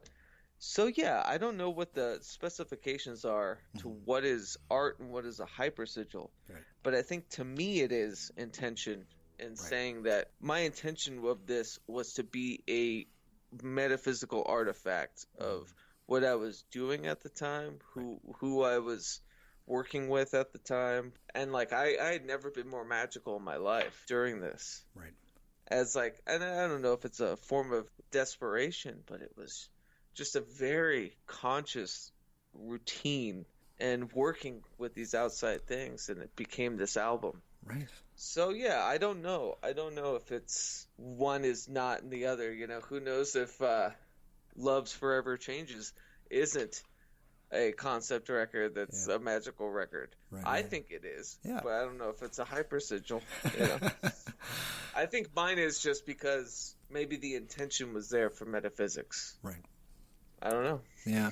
I mean, it's not that I would be lying to myself, but my podcast, in a way, I could bend as being a hypersigil. Like, again, it's like, oh my God, Phil Hine added me on Twitter. Right. It's like. So, and I'm glad you brought that up. And, like, that's kind of the reason why I enjoy you so much is like you see I hate to use these terms, but like the egregore of this idea. Yeah. Going with sigils like this groupthink of you are learning or you're being able to express deeply your ideas within this thing. And I think Pragmagick is. I joke that it's a hypersigil, right? But I think it is. Yeah, I absolutely think it is. Like it keeps me constant, it keeps me fervent, keeps me up to par with understanding where I am in things, how small I am with things, how enjoyable I find things, how scared I am with things. Yeah, yeah, absolutely. Yeah. If a year ago you would have told me that I would have some conversations with the people that I'm having conversations with now, I would have laughed in your fucking face. Right. Yeah. It's the great grift. Yeah. And it's unreal. And that wasn't the reason that I'm doing the podcast, but in a way, it kind of is the reason I'm doing the podcast, strangely enough. But if you promise me that you will do some retroactive sigilling, I promise I will create a hypersigil. I will do some kind of hypersigil. So we'll shake hands over the wonders of Skype, Keats. And yes, let's go forth. There we go. We both shook left hands. I know, right. Typical white person. What can you do? Not to sully what has been said, but your podcast, I guess your hypersigil has been completely invaluable. Yeah, it's been incredible. You've really taken a light to forgetting all the elitism and the bullshit rapping of a lot of these quote unquote occult podcasts. And what I love is that you always have a hand open to people that are new to it. You want to tell them, hey, don't be scared, just do it. It works. Yep. It's lovely. It's lovely. Yeah. Oh, thank you, Keats. That's very kind of you. So I will do a hypersigil, people. Stay tuned. There will be some kind of... And truth be told, I have been kicking the idea around for quite a little while now. But in a way, I think I kind of already got one running. So we'll see. It can be anything. It can be anything. Yeah. It's a short form fiction that I'm working on. and maybe, we should talk about this more later episodes, but I'm really trying to calculate what makes it a hypersigil, and I think that maybe it is intention, but then again, I'd hate for everything to just be intention, and things should just react as they would, and be its, so I don't know. Man, that's the wacky world of sigils. It's nonstop. Yeah. Other materials. So a lot of people think that it just has to be on pen on paper or paint on paper. But here, again, Liberty Hall. Think about branching out. Identify. I'd say I am an animist. I enjoy things that are more earthy. Some of my best sigils are from tree bark, and I will use natural inks instead. And I know that seems like a really, you're just doing the same thing, but in a different way. Yeah, I am doing the same thing in a different way. Guess what? It fucking works. So am I getting the results that I'm looking for? That is the most important thing. Yes, exactly. Other things that you can use, coins. I've used coins before, and those are wonderful. Put a little sigil on the coins, drop them in a fountain, that kind of thing. Don't drop them at like the zoo or anything like that. Just like, don't be an idiot. That's the other thing. Rocks, specifically river stones. Definitely incredibly useful, especially with if you have a problem with littering for your disposal. Stones are a really great way to go. Use a non-toxic ink. My absolute favorite is, besides paper, is using clay, specifically clay that I have gotten from the earth itself. It's much easier to get clay than you think it is, people. And the method of disposal with clay is wonderful. It is an incredibly tactile disposal, specifically if crumbling it in your hands, or my absolute favorite way of disposal is I hold it in my hands at a running river, hopefully with clear water, and I just watch the clay disintegrate in my hands as it goes, and that's a chef's kiss. People can't see it, but that's a chef's kiss. But go nuts with what you put your sigils on and how you do this. Canvas, anything. You know that crazy like magic paper that you can just rub together and yes, oh my God. Yeah. You're combining the worlds of magic.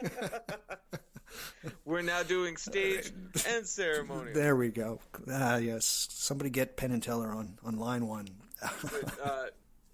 Doing the illusion and dispelling the illusion. There you go. Love it. Yeah. But again, guys, Liberty Hall, go crazy with it. Really. Go nuts.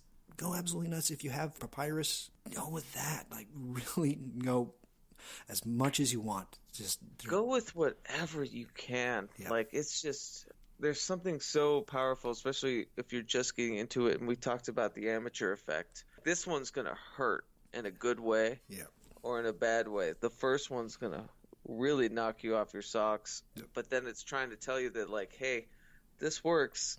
Keep going. Keep it. Yeah. Keep the evolution of it. Because the next one's not going to feel the same. No, absolutely not. Yeah. With that, we got to talk about wanting too much and passivity. Mm-hmm. So, and with this, I don't want any specific one of my listeners who has reached out to me to feel like I'm targeting them in any way, shape, or form. I have many people that have come to me with this, specifically about people that are starting out with magic, and they're basically saying, I'm doing some of the things you might have suggested, whether it's ancestral work or whether it's PGM stuff, and they're saying nothing's happening. Nothing is happening at all. What is going on? And I have to say, there is such a thing as lusting for results, which is it's tough because especially when you're working with sigils, and this goes across not just sigils but to magic, they will see a problem and they'll be like, the spirits will solve it for me. Not just with sigils, think about the Lego brick analogy that I used. If there's a big situation and it's causing you harm or it's something you want to accomplish, work towards orienting your magic towards those Lego bricks, right?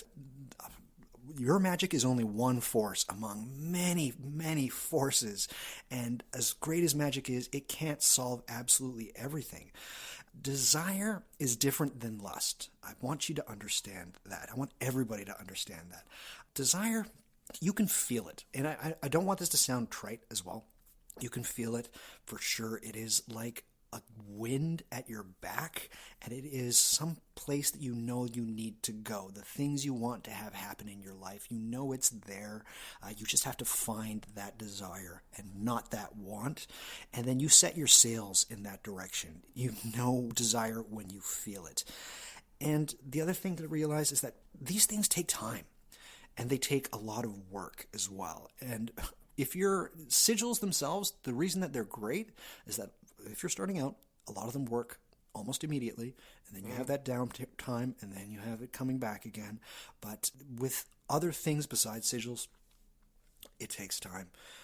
Ancestors aren't going to hear you immediately. Your grimoire spirit isn't going to show up in front of you the first time you put a circle on the floor, right? The first time that you stare into a black mirror, you're going to see nothing. I'm just going to tell you, it is work and effort. That is very, very important, if not the most important thing about magic.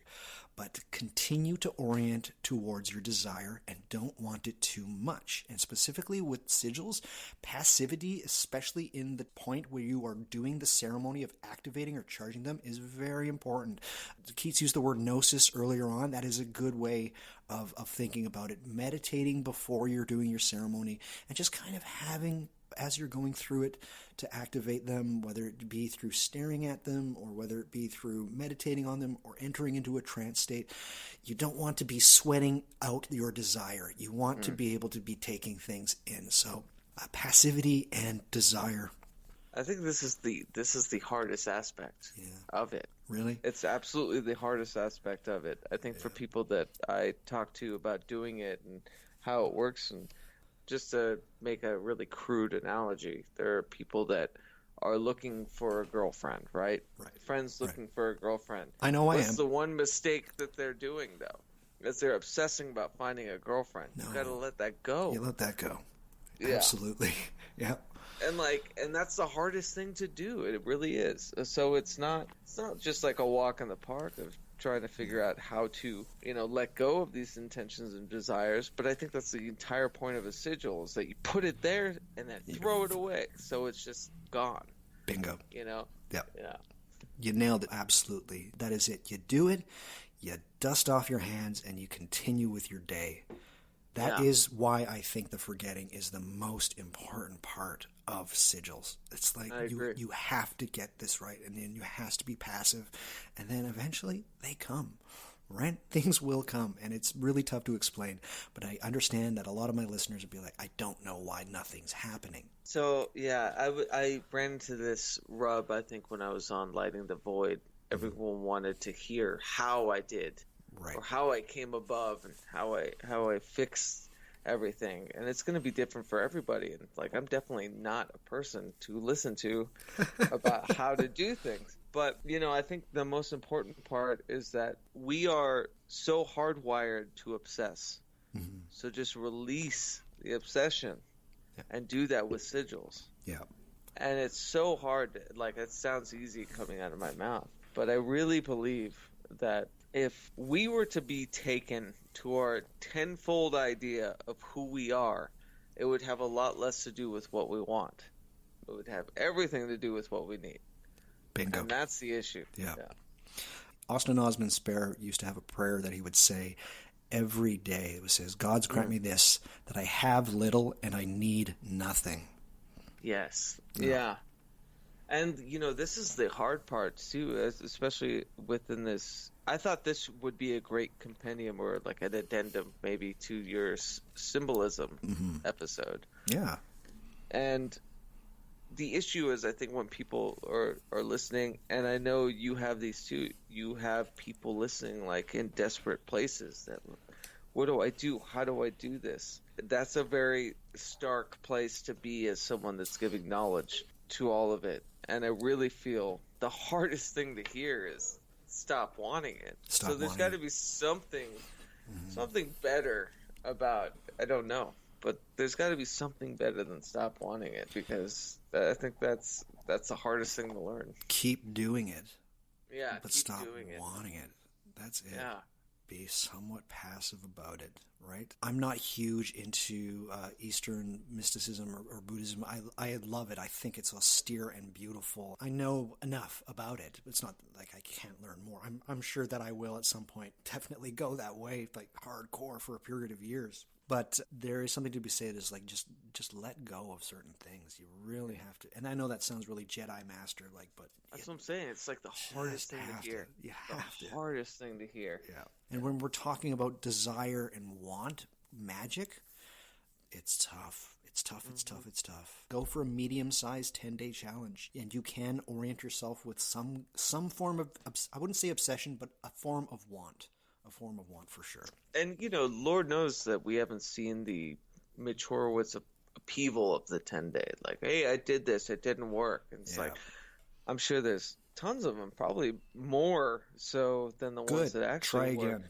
Yeah, exactly. Good. And that's the point. Did you learn anything? Try again. I hate to say you're not doing it right, because right is inconsequential. Correct. That's dumb. You're not doing it right. I know you and I know kind of what we're talking about, or at least I hope that we know what we're talking about. But I just say, great, it didn't work. What did you learn? Try again. That's it. Yeah, I love try again. Just try again. We have to leave off with the discussion part of this with careful what you wish for. So, for my example, my very first sigil, again, it was to lose my virginity. I know that I'm going to be coming off as a giant loser. I'm totally fine with that. 21-year-old Doug was he was a hurting unit, as we say in Alberta. But Doug is clean. Yeah. There were repercussions to that want and that desire. Huge repercussions. Yeah. And with my example as well of the discount or free food every time I eat out, guess what the other side of that means? That means you're going to have oversalted food, you're going to have ruined food, you're going to get food poisoning, right? So you really be careful about what you wish for. But at the same time, it's a tightrope because there's two sides to absolutely everything.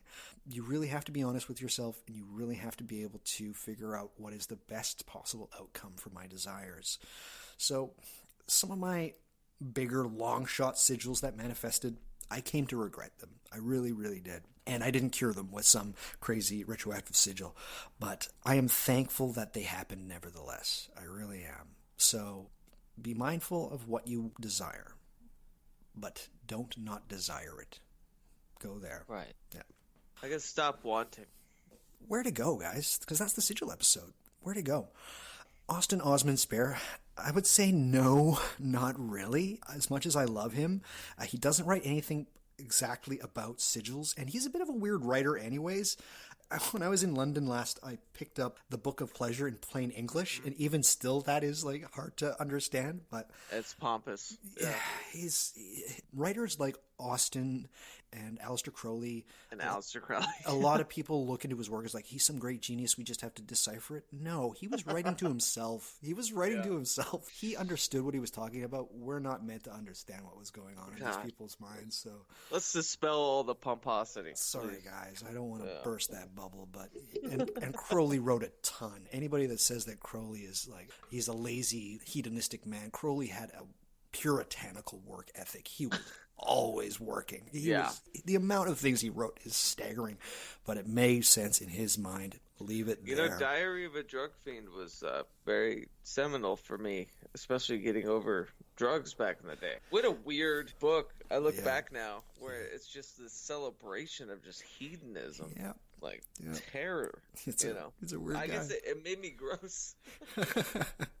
Yeah. Liber Null, it's worth getting. I will say this. I think that all of Peter's books are worth getting. Some of them, especially Epoch, is very expensive. But I think that Liber Null itself, there's only 3 paragraphs about sigils in there, basically, and a diagram. It's still a wonderfully fantastic slice of chaos magic. It really is. And except no substitute, that is pure chaos magic in that book. Yeah, absolutely. The Coyotes. Phil Hine, Ray Sherwin, and Grant Morrison for sure. Definitely. I think the field has kind of moved on a little bit, but they're still, as a document to see Specifically, the earlier written Book of Results by Sherwin. It's interesting to read. It's definitely an artifact of its time, but it is still really cool to have a look into. So go there as well. There are tons of contemporary books about sigils. I'm going to give you just a couple that I think that rise above the rest of them. Adian Wachter's got a book called 6 Ways, Approaches and Entries for Practical Magic. It's wonderful. He goes through sigils in that, and he's got a very idiosyncratic way of using sigils. He knows what he's talking about. When you come across somebody that actually you know that they did what they were doing, something like Communing with Spirits by Martin Coleman, it's not really his name, but you know when somebody's writing from pure experience and not just being like, hey, 50 spells for every week kind of thing. Like you definitely know when somebody's written. Adian Wachter's 6 Ways is probably the best example of a contemporary book that you can go for sigil magic. Definitely head there. And he's also got a book coming up. I think it's a different book, but he keeps hinting at something called A Book of Sigils by Adian Wachter. Maybe that's something that'll be released online. Look for it. When it comes out, I'll tweet about it or something like that. But look out for that. Adian Wachter, fantastic. Right now, Gordon White. For my money, Gordon is the go-to person. There are several articles on Rune Soup that I will link to. They're very good. His book, The Chaos Protocols, a whole chapter called Wish Granting Squiggles is about sigils. It goes through his process quite well. He has a course on his premium membership, and I am a premium member. Gordon is not paying me in any way, shape, or form. I don't even think Gordon knows that I exist. If you want to get sigils right, this is the course you have to take. Like, have to take this course. I'd been doing sigils for years, way more than a decade before I came across. There is so much more to Gordon's way of doing sigils. Yes, if somebody was to put a gun to my head and say, like, I need to learn sigils quickly and the best, Gordon White, his sigil course on his premium membership, that is it. It just has a breadth of detail that is staggering. Do you have anybody, Keats, that you suggest? Well, I'd say this is that we actually, in the idea of the hyper sigil, We the Hallowed, the magical kind of art collective international group that I'm working with, is actually doing our second audio sigil. Okay. And it's based about every person that contributed as kind of a dynamic miniature model of their praxis through sound. Right. And I'll be tethering it together. And so there's another big audio sigil. Yeah, so sigils mean so much more to me in kind of the artistic form. And we have a lot going on right now. I'm really excited about the new ones. Yeah. Perfect. Wonderful. There's so many other places to go to look for sigils, guys. Even friend of the show, Reverend Eric from Arnemancy Podcast, he's got a sigil course. Eric. No! Yeah, he's got a sigil course. He was talking to me about some new investigating that he's doing for sigils and whatnot, and he might spice up the sigil game a little bit. It sounded incredibly interesting, and if you were a fan of cryptography like Eric is, then that would probably be a course that you guys would want to take. So that's another option. Check out Arnemancy's sigil course, but everybody has a sigil course, seemingly, and they're all good. Here's the thing about sigils, is that most of them are probably going to be pretty sweet. So I've given my suggestion. That's just my 2 cents. It's Keats, that's it. That's sigils. You made it through. It's only been 2 hours of recording. Holy shit. That's it? Oh, it was a pleasure. I could have kept going. But what my conclusion is of all of this is this sweet sentiment of trying to understand how to affect or transition into things using created symbols. Yeah. Like, that's all it is. Yeah. And We the Hollowed, we do a lot of music and zines and everything that are these different ideas of sigils, literary sigils, audio sigils. It can be very kind of annoying with how we're talking about it, but that's really what it is. We're all coming together to put legs and arms to this creature that is a brash overstatement of what we're doing magically. So wonderful. Where can people find your podcast and We the Hallowed? So my podcast is Pragmagick. That's Pragmagick with a K .com. The collective is We the Hallowed, HALLOWED.org. And my audio sigils, my music and stuff, which is the intentful side of making an audio sigil is dakota.slim.net. Nice. And yeah. Perfect. Wonderful. I don't have a grand little firework to end this episode, but I can just say, do them. Really, that's it. For many of us, the winds of desire are hard to feel. It doesn't mean that it's not there. How you come to feel them is something that you yourself need to figure out. But when you do, fix your sails, and they will take you to where you have to be. A place where want and need are indistinguishable from each other. And listen, listeners, Douglas is an invaluable source for all this. I really appreciate him. I appreciate everything he's doing. You have stumbled onto the right podcast. Oh, stop it. Keep listening. No, I really do. I really enjoy you, man. Oh, it's been fun. I had a blast. So for people interested, they can head to whatmagicisthis.com. There you will find a way to subscribe to my podcast. Hey, I'm not going to list them. If they've got podcasts, I'm there. All of them. Also on my webpage, you can find my Twitter account. I'm using it quite a bit. Somebody once said that I might be trying to go for the Gift King recently, but... that was me. Nice. Yeah. I'm on Twitter quite a bit. I'm on Instagram. I'm updating that every once in a while. I'll do something on Instagram.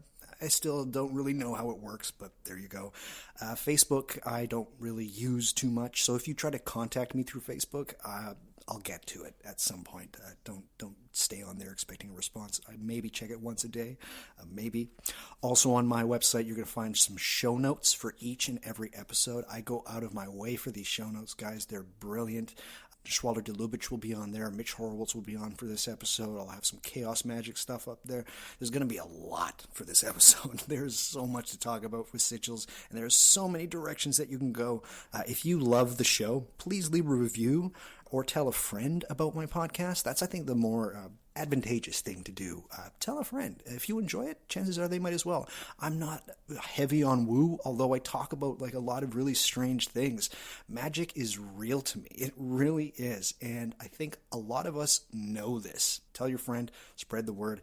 And if you leave a review on, say, iTunes or something like that, just so you know, I've cast a little spell. So if you leave a little review for me there, you will get a winning lottery ticket. I'm just kidding. I've not done that in any way. That's not how magic works.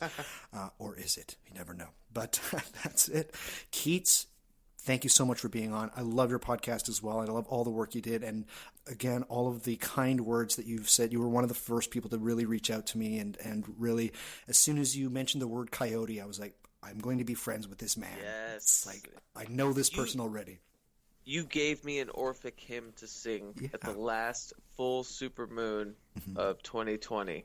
Yeah. I appreciate you, Douglas. Oh, thank you. Thank you so much, Keats. It's greatly appreciated. And guess what? We got to end the show with the post-show quid pro quo. Are you ready? So a lot of times I like to stay on topic with this one. I'm not in this one. I'm going to go completely different. Keats, what is your favorite myth? Oh, that has to be the coyote, right? Yeah. You already kind of named it. Actually, you know what? I would say the Anasazi myth of how the world became itself and a great flood. And I hearken back to it a lot. And, you know, the spider weaves the sky. And I can go off and off on this shit. I don't think one myth, but I think the coyote, and we talked about this all the time. Mm-hmm. You know, is our trickster god, and he's the one that kind of faked the world into existence. Yeah, at his beckon. Yeah, right. I love Coyote. I read recently. I sent you a little link about Barry Tolkien, who was a professor of mythology and anthropology, and he was doing, I think it was with the Navajo. He was working with the Navajo tribe. And they were telling him stories, and he recorded them in what was called the Yellow Man tapes. And he promised the Navajo that he was with that he would only play them in the months that were fortuitous for coyote. Like he would only in his classes, and he stuck to that till the end. He respected them so much that this is what they did. And another interesting story is that one of the shaman, because he was like, "Oh, the coyote is all about the trickster." And then the shaman says, like, yes, but it's about other things too, Barry. And Barry goes, what are you talking about? And he says, coyote's about witchcraft. But if I tell you these things, know this. And Barry leans in closer and he says, somebody's going to die if I tell you this. And Barry went, he let Barry know. Very soon, bad things happened. Yeah. But well, I wish I had more time to read some of the folklore, but the Coyote and the Thunder Knife from the Anasazi is probably my favorite. Brilliant. I love it. And it's haunting, and I think it's, the Coyote's most human folkloric idea ever, especially for people that are messing with magics. I think the Coyote is it. Yep. Find the Coyote. Perfect. Keats, thank you so much for being on the show. This has been absolutely wonderful, and I could talk for at least another 3.5 hours. I welcome it. Let's not make this the last. Oh, definitely not. You know for a fact that is not going to happen. So that's the show, everybody. So thank you for listening. Please go to Keats's Pragmagick Podcast, as well as WeTheHollowed.org and Dakota Slim. So please check out all of Keats' work. There's a lot, and it's not just Keats on We the Hallowed. There's plenty of other. My last guest, Eric Miller, he's doing stuff with We the Hallowed. There's quite a few places to go for We the Hallowed. So yeah, Eric Miller is my sweetest collaborator. He's a great guy. I loved Alan Moore episode. You guys did fantastic. Did you tell you where he recorded that? Because he's got a youngin in his life. I know. It's actually Orion's birthday today. Yeah, is it actually? Yeah. Happy birthday, Orion. Today. That's awesome. Happy birthday, Orion. In the car, right? He recorded his episode in the car, in the front seat of his car. Yeah, he did that with me too. I think we recorded that longer than this recording. I think that recording was close to 2 hours and 45 minutes. Yeah. He told me. I loved that. Yeah. What a good meeting of minds. Yeah. I loved it. It was brilliant, and I love that. But Keats, thank you so much, and thank you everybody for listening. This has been What Magic Is This podcast. Please stick around. We're going to talk about more of this crazy, weird shit that you all love so much, because I know you do, and I also know you know it's real. So with that, stay luminous. We'll talk at you soon. Bye-bye.